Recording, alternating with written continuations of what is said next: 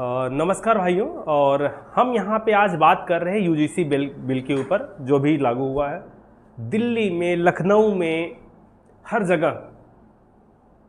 देश के युवा इस वक्त कर रहे हैं, धरना दे रहे हैं। आप सोचिए, अच्छा यूनिवर्सिटी में ये इक्विटी स्क्वायर्ड बिल आया क्यों? इसको समझाता हूँ आपको, ध्यान समझिएगा।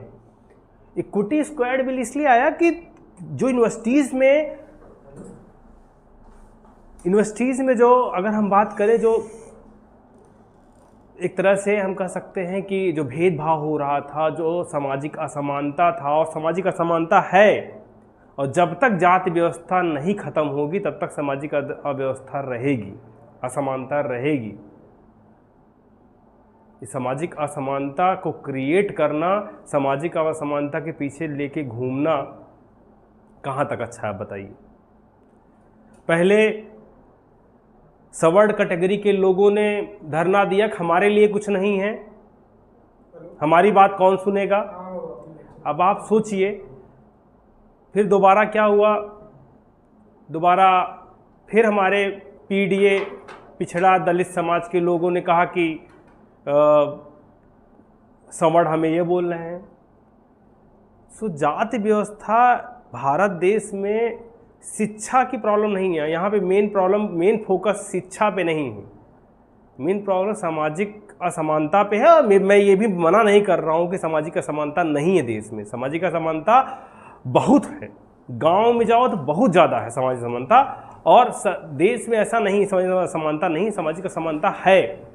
लेकिन सरकार अगर चाहती तो एक कमेटी बैठाती, उस कमेटी में क्या बात करती कि एक इक्विटी स्क्वायर्ड बिल रखती, जो यूनिवर्सिटीज़ में जो अत्याचार होते हैं, जो हम कह सकते हैं सामाजिक असमानताएं होती हैं, जो भिन्नता होती है, जो भेदभाव होता है, वो सब को देखती। और एक ऐसी, मुझे लगता है एक ऐसा बनाने की ज़रूरत है, एक ऐसा कमेटी, एक स्क्वायर्ड बिल और बनाने की ज़रूरत है जो इसके अलावा और भी चीज़ों पे की जो ज़रूरत है। जैसे कुछ बच्चों को यूनिवर्सिटीज़ में असिस्टेंट प्रोफेसर के लिए नियुक्त नहीं मिल पाती, कुछ अदर प्रॉब्लम के लिए एक अगर स्क्वायर्ड बिल होता तो शायद मैं कह सकता था कि बढ़िया था, अच्छा हुआ। लेकिन यहाँ पे किस तरह से बिल लाया गया और किस तरह से बिल रखा गया, आज केवल यही चर्चा का विषय है कि इसमें जनरल कैटेगरी के लिए, इसमें सवर्ण लोगों के लिए कुछ नहीं था, फिर इसमें दलित समाज के लोगों को बुरा लगा। ये सब चीज़ें रोक कर अगर एजुकेशन पे ध्यान दिया गया होता तो आज भारत दुनिया का इंडस्ट्रियलाइज्ड कंट्री होता, औद्योगिक शहर होता। आज भी हम डिपेंडेंट हैं। अब सोचिए आप कि दुनिया में करेंसी, अगर हम कोई बिजनेस करते हैं, चाहे ईरान से करते हैं, किसी देश से बिजनेस करते हैं, तो हमारी करेंसी पहले कहाँ जाती है? अमेरिका। फिर वहाँ हम चेंज करते हैं। अमेरिका आज भी पूरे देश पे पावर रखता है, भारत पे। भारत कहा जाता है यहाँ पे लिटरेसी रेट 80% पहुँच गया है, 78% पहुँच गया है। लेकिन सचमुच अगर आप पढ़े लिखे लड़कों के पास जाओ तो दिखेगा कि ये कुछ नहीं जानते, क्वालिटी ऑफ एजुकेशन है ही नहीं।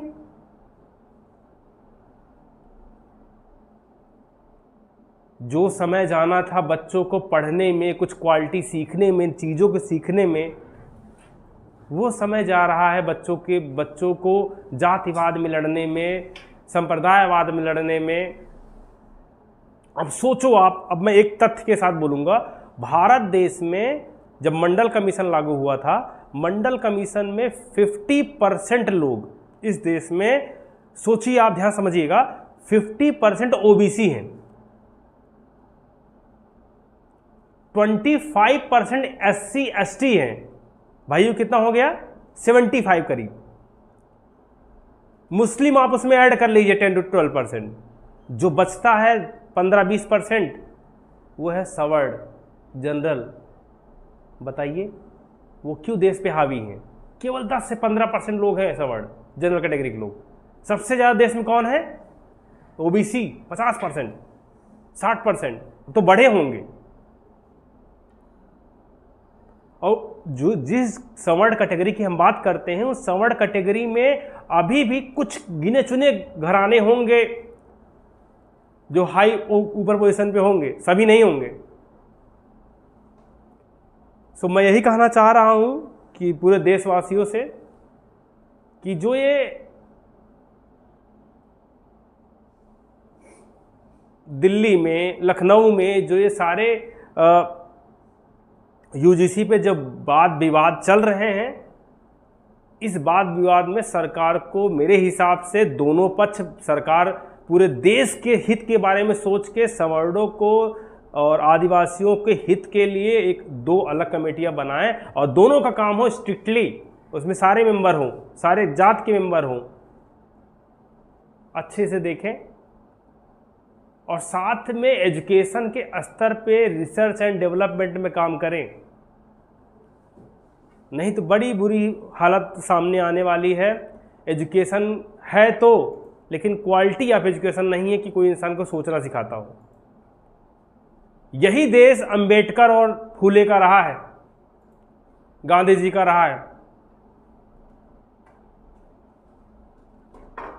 लेकिन वो लोग भी कहीं ऊपर होंगे, कहेंगे हमने इतना देश के लिए किया, लेकिन हमारे देश वाले आज भी जाति व्यवस्थाओं में और हिंदू मुस्लिम और जाति व्यवस्थाओं में लटके हुए हैं। ये इनको आज चाइना अमेरिका को टक्कर दे के आगे बढ़ना था, आज इनको इंडस्ट्री में दुनिया में इंडस्ट्रियलाइजेशन में नंबर 1 होना था, आज इनको कहाँ से कहाँ इंडिया को पहुँचना था। आज भी हम डिपेंडेंट हैं हर देश पे। हम विकास के बारे में ना सोच करके हम किसके बारे में सोच रहे हैं भाइयों? जातिवाद के बारे में सोच रहे हैं। अब सरकार कितनी जल्दबाजी में इसको ला दी ये तो मैं नहीं जानता, लेकिन हर व्यक्ति को, हर समाज को देखना बहुत ज़रूरी है कि किस तरीके से समाज आगे बढ़े। समाज एजुकेशन से सुधरा है। हाँ, समाज में किसी भी यूनिवर्सिटी में, किसी भी समाज में न्याय की ज़रूरत है, समाज में दिक्कत है, समाज में परेशानी है, तो उसके लिए ये पहले ही हो जाना चाहिए था। समाज किसी यूनिवर्सिटी में, आज गांव में रूरल बैकग्राउंड में चले जाओ, वहाँ पे यूनिवर्सिटी में आपको पंखे, टेबल, कुर्सियाँ, मेज टूटी मिलेंगी, सही नहीं मिलेंगी। उसके लिए भी बच्चा कंप्लेन नहीं कर सकता था। ये मैं मानता हूँ बहुत अच्छा है, जो आया है बिल अच्छा है, इस मामले में अच्छा है कि इसमें थोड़ा और सुधार होना चाहिए। अगर सुधार हो जाएगा भाइयों तो हर अपने देश के हर विश्वविद्यालय की स्थितियां सुधर जाएंगी, क्वालिटीज भी सुधर जाएगा। अगर किसी के साथ भेदभाव हो रहा है, किसी भी वर्ग समुदाय के साथ भेदभाव हो रहा है तो वो भी सुधर जाएगा। यहां तक कि जो पढ़े लिखे लोग हैं, अगर वो ऊपर आना चाह रहे हैं, उनके साथ भी न्याय होगा। सो जरूरी यही है कि आप सब जो है समझे। इसी बात पे बात खत्म करेंगे।